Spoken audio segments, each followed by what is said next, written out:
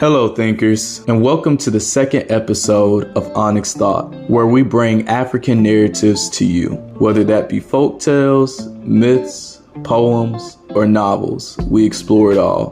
This season, we focus on folk tales. Our last episode was concerning a folk tale coming from the Dinka people, a Nilotic ethnic group in northwestern Sudan. Today, I want to read a folk tale from a different and lesser-known ethnic group by the name of the ANUAK. This ethnic group primarily resides in southwestern Ethiopia and southeast Sudan.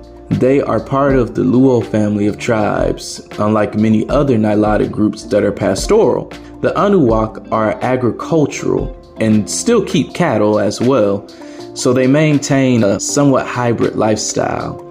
The ANUAK live in villages that are ran by chiefs and a council which is called Jubura, and they help the chief in making legal decisions for the community. According to Agenga, a Senegalese historian, the ANUAK are descendants of the Anu people, the Africans that laid the foundation for the first cities on the Nile Valley.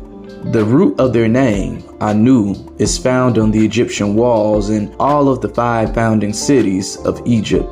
The god Osiris and Isis are said to be Anu as well. If you want to read more about this, I suggest you read some of Agenga's work.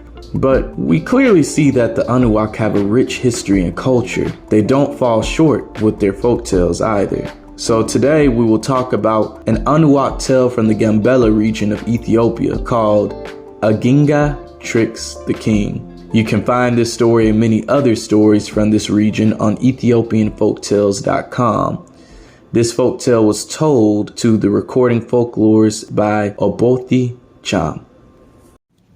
Agenga Tricks the King, told by Obothi Cham. Agenga had been staying with kings. One day, he went to where the people had assembled and he put his shoes on the grass roof of the shelter where the king would sit.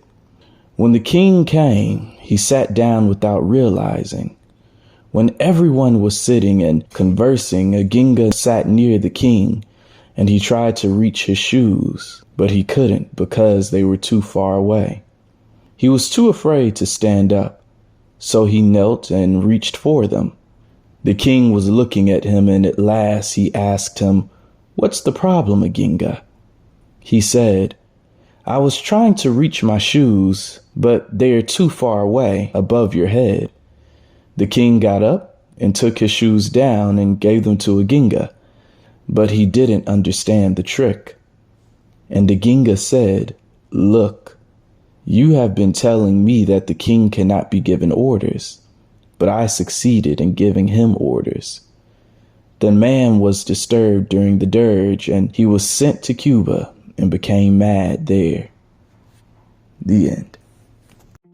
All right, everybody, that was the end of Agenga Tricks the King, which is a folk tale that was told by Obothi Cham, but read by me.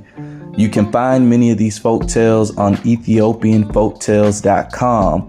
This particular one will be in the subsection of the Gambela region, where you find many of the Nilotic groups that live in Ethiopia there.